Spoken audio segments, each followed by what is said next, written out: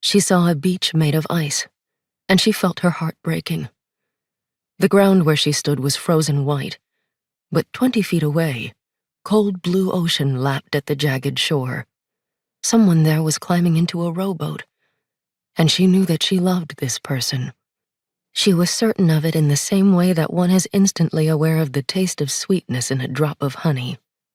But she was afraid for this person's life, and the fear raised a cold sweat on her skin and caused a sick lurch in her stomach, as though she were on a ship during a violent storm.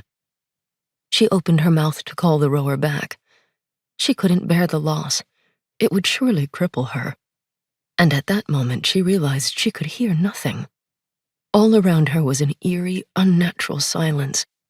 There was no sound from the ocean. She could not even hear herself breathing. She felt her tongue shaping the syllables of the person's name, but she did not recognize what the name was until the rower turned to face her. Kaede.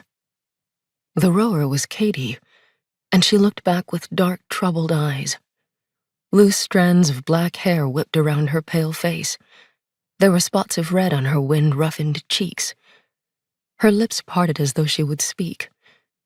But then Kaede reached down into the boat and lifted out a long oar, dipping it into the azure sea to propel the small craft away from the shore.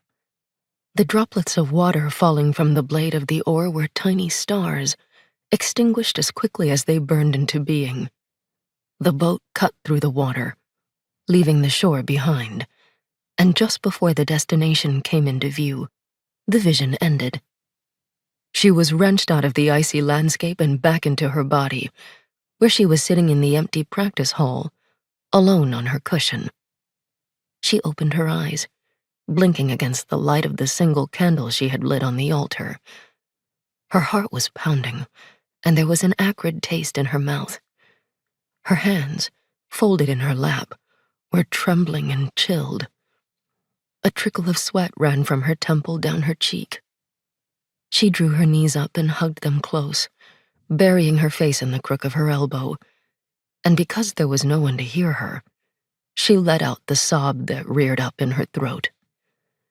The sound echoed in the vaulted ceiling of the practice room, and for once, she gave in to the overwhelming feelings rushing through her.